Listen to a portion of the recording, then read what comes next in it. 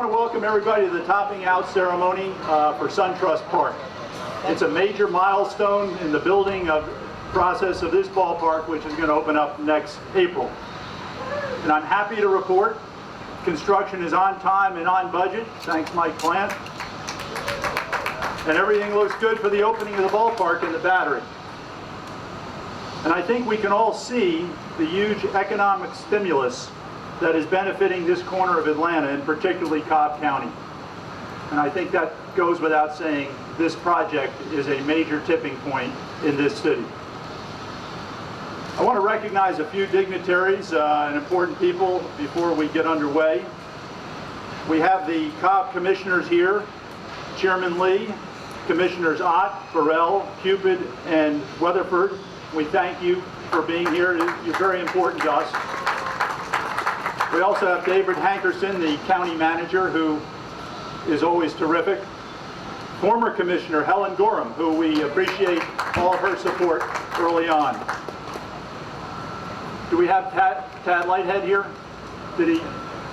Well, we have, and Malika Rivers. I think the Cumberland CID was represented by Malika. We also have Cobb Chamber, David Connell, and Brooks Mathis. And do we have Marietta? Okay, well that concludes my dignitary introduction. Now I must confess that this is my first topping out ceremony, so I did a little research. In building construction, topping out is a builder's right traditionally held when the last beam is placed atop a structure during its construction. And that makes sense. But the practice of topping out of a new building can be traced back to the ancient Scandinavian religious rite of placing a tree atop a new building to appease the tree-dwelling spirits displaced during the construction. And that started happening about 1,500 years ago. It's sort of amazing that we're still doing it today. To give you a little trivia on the steel used in this ballpark, and Beth gave me this quote here. There are 6,800 tons of structural steel in the project, and laid end to end, it will end up being 50 miles long. Amazing. So I want to congratulate the thousands of construction workers who have worked hard on this project and made amazing time. And I want to thank especially the 140 iron workers who have worked so diligently on the process. And amazingly, a lot of the workers that are walking around on top of this project on the steel are women.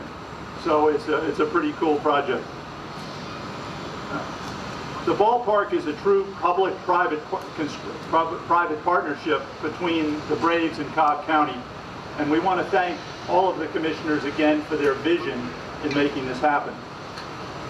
We're also thankful here at Suntrust Park to have our friends at Suntrust being such great partners. And I'd like to introduce Jenner Wood to say a few words.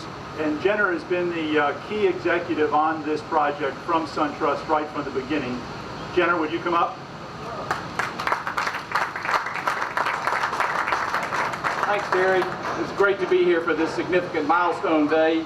And Suntrust is really excited about extending our great relationship with the Braves that goes back decades by securing the naming rights for this wonderful ballpark for the next 25 years.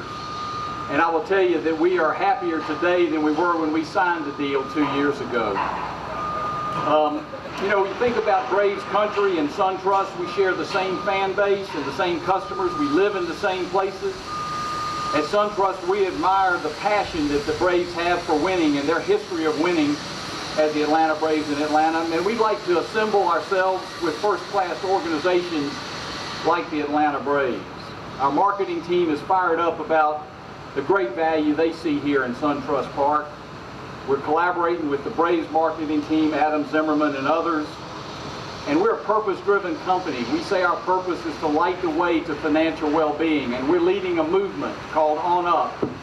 And we'll have an On Up Center that'll be in existence in the Battery, and we'll be able to talk about our movement through our partnership here in Suntrust Park and also in the Battery. I see two really strong Atlanta companies creating great value in this section of Northwest Atlanta and partnering with Cobb community in both the ballpark and the Battery, but also in the community. We've partnered with the Braves on items such as a financial literacy course with the Georgia Council on Economic Education, both from the Suntrust Foundation and the Braves Foundation. So we're plugged in with the Braves here in Cobb County and couldn't be happier to be here in the park. And it is a park, it's not a stadium.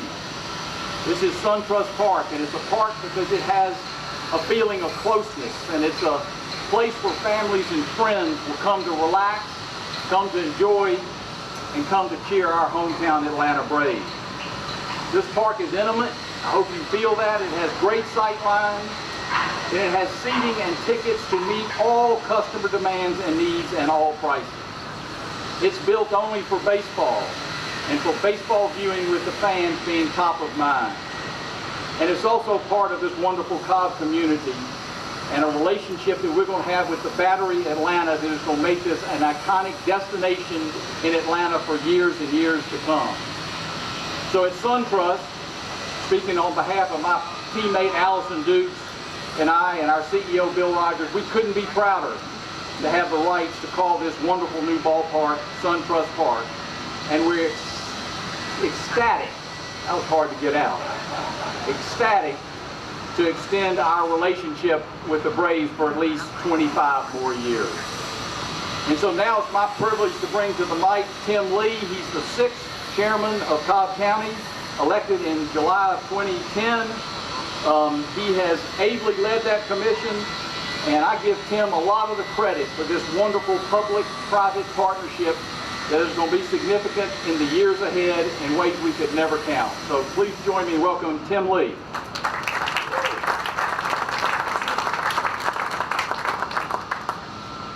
Well, good morning. Good morning. I got to tell you guys, if you're a baseball fan, this is the place to be today. And if you're an economic development fan, this is certainly the place to be today. Because today we mark a very significant point of progress for Suntrust Park. And it makes it a great time to measure the benefits that Suntrust Park has brought to Cobb County.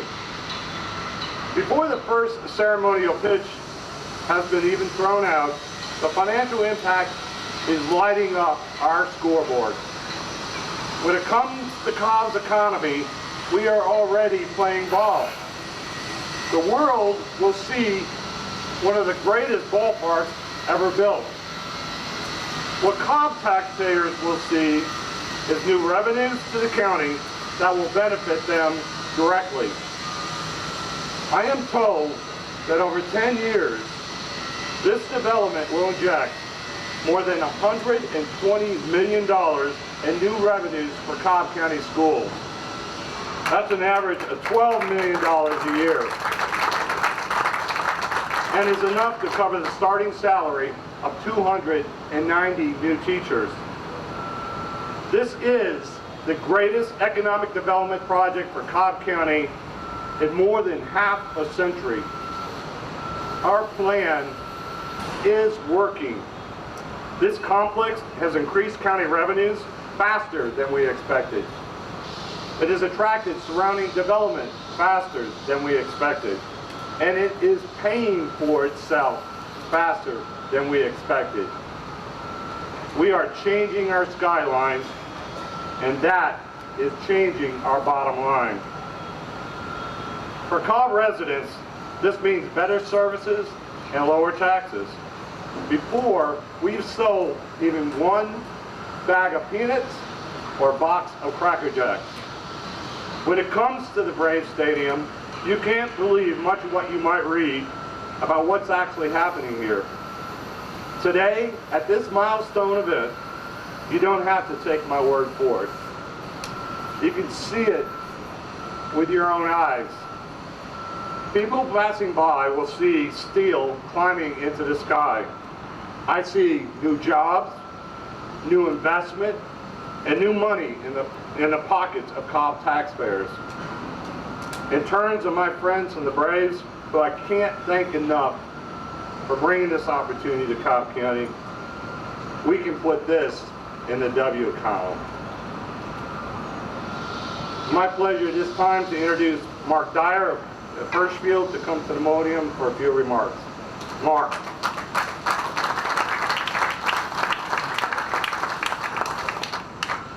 Good morning. I am Mark Dyer, Senior Project Manager for Hirschfield Industries, and we've been entrusted with the fabrication and the erection of the steel on this project. And as mentioned before, traditionally the topping out ceremony is held to commemorate the milestone that is achieved when the highest member of the completed frame is erected. It's originally a tradition that started with stonemasons, then moved on to timber framers, and then was adopted by the ironworkers. Now, right when I got into heavy structural steel, I worked at a large fabricator in New England, and there were probably 15 project managers there, and each one of them were entrusted with maybe 5 or 6 jobs. We had this big calendar in the project manager room that outlined when all the topping outs were going to happen, and the upper managers knew when to show up. For the other project managers, it was basically a free lunch. We all went to the other job sites, and it was usually a pretty good spread. So I've been to a few of these things, and there's 2 things that strike me when I've been there. Number one, the components usually are the same. There's an evergreen, there's a flag, there's the signature on the beam, and then there's a ceremony. We replaced the evergreen this time with an ash tree because that's what they make the backs and the plaques out of. So I feel that's a pretty good exchange. And the next thing that used to stand out is that the explanation of the origins were never the same. It's all over the place. And it seems like it happened everywhere at the same time. The Vikings had their own ceremony because they were timber framers. The Egyptians were stonemasons and they had their own ceremonies. The Romans, 621 BC, Pontificus had a ceremony. Same with the Great Wall of China. However, for the Romans and the Chinese, they required human sacrifice. We've thankfully got away from that, even though there are a few people that have liked to throw me off the stage in a couple of points in this job. But most of the time it focused on the Scandinavians in 1700 AD, but they were timber framers. And they basically had their traditions that were adopted by the ironworkers. Now, the Native Americans basically would say that man shouldn't build anything that's taller than the trees. So after the highest point was erected, they put a tree on top of it to appease the tree spirits. The tree spirit kind of morphed into a tree god, which is said that he would move from tree to tree to tree. So when you cleared the land for the building, you had to put a tree up there so the tree god wouldn't be homeless. And the American version of this adaptation was basically back in the late 1800s, U.S. Steel had adopted a set of guidelines for ironworkers that the ironworkers felt were anti-union and anti-American. So as a sign of solidarity, they erected the flag every time they hoisted the last steel member. And on a couple of the notable projects, they had the flags draped over the Brooklyn Bridge, the 86th floor of the Empire State Building, and the Bank of Italy. And by 1930, that just was adopted by all the ironworkers. And it was basically a tradition from them then on. But given the large representation of Native Americans in New York, the late 1800s, there is thoughts that the Native Americans influenced the tradition based on them viewing great achievement in the face of great humility. By your grace, we are able to achieve such great things. So the last component of the topping out is the actual member that's going up. So let me tell you a little something about this member back here. It's our piece mark 532311. It's a 12 by 12 piece of tube, It's a little over 33 feet long. It was fabricated on April 20th and delivered to site May 20th. It's going to be held in its final position with 10 7/8 bolts, and it's part of the light rack assemblies. It's going to be installed at a project elevation of 1,120 feet, a little over 1,120 feet, which is a little more than 155 feet below, above the field elevation. So without further ado, I think it's time to fly the beam.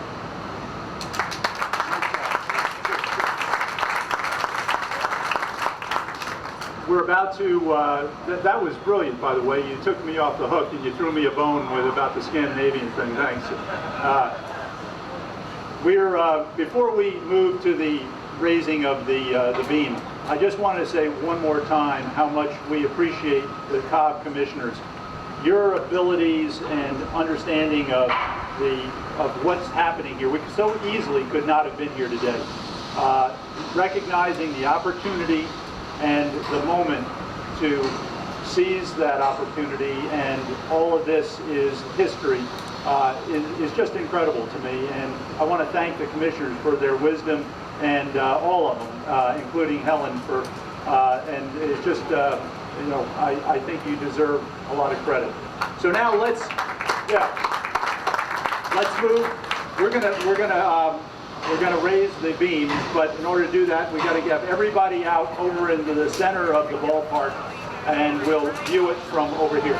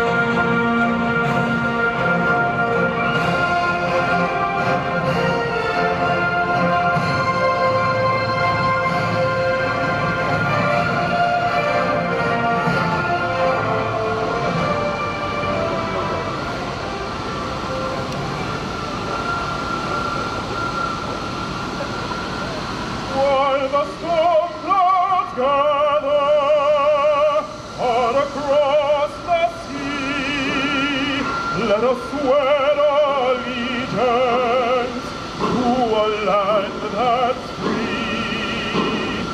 Let us all be grateful for a land so fair, as we raise our voices in a solemn prayer. God bless America, land that I love, stand beside her and guide her through the night with a light from above, from the mountains to the prairies, to the oceans, white with foam. God bless America, my home, sweet home. God bless America, my home, sweet home.